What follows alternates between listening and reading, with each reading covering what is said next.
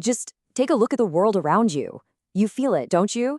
That pressure, the chaos, that deep, unsettling feeling that something huge is changing.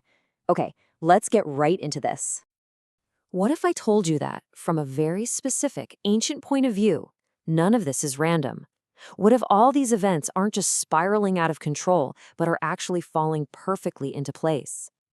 You see, according to this prophetic framework, what we're witnessing right now is a convergence of signs. Signs that were foretold thousands of years ago. And this whole convergence was unlocked by one single pivotal event. And that date? It's May 14th, 1948. Now, for students of prophecy, this single year is the absolute key that connects the ancient world to our digital one.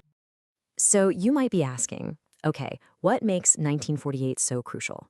Well, it's what's called the super sign, the rebirth of the nation of Israel. This wasn't just a political event. No, this was seen as the literal fulfillment of biblical prophecies, prophecies that said the Jewish people would be regathered in their own homeland right before the final chapter begins. So this event is believed to have started the prophetic clock. And if 1948 started the countdown, what are the signs that are converging right now?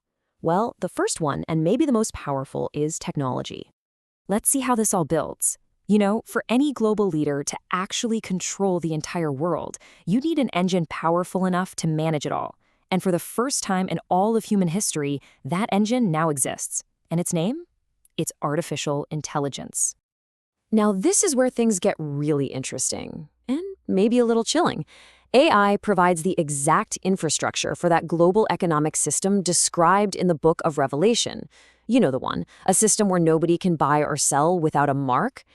AI makes total surveillance, a global digital ID, and tracking every single transaction. It makes it not just possible, but efficient. It's the perfect tool to run a one-world system. But AI's role isn't just about logistics. It's also powering a kind of spiritual rebellion called transhumanism. Think about it. Just like the people at Babel tried to build a physical tower to reach the heavens, transhumanism with AI is trying to bypass God by merging humans with machines. It's a high-tech attempt to become immortal, to become as gods. So if technology provides the control system, the second converging sign is the ultimate deception. And Jesus gave a really specific warning. He said the end times would be just like the days of Noah. So what was it about that time that made it so uniquely corrupt? Well, the world before the flood was defined by a specific kind of genetic corruption. Fallen angels, which Genesis calls the sons of God, had children with human women.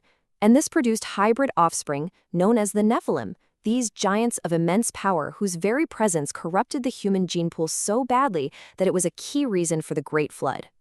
And this is the modern parallel that just snaps into focus. If the end times will be like the days of Noah, it implies this kind of open interaction will happen again. But how would these beings trick a modern scientific world? They wouldn't show up as angels, right? No. They would appear as technologically advanced, benevolent aliens, or maybe even our creators, here to offer solutions to war, famine, climate change, you name it. It's the perfect deception for our age. So here's the crucial point. It's the convergence. You've got the AI infrastructure that's getting the world ready for centralized control, and then you have the alien deception creating a global crisis that demands a savior. This is the perfect storm, and it's designed to make the world welcome a single charismatic leader empowered by Satan himself, the Antichrist.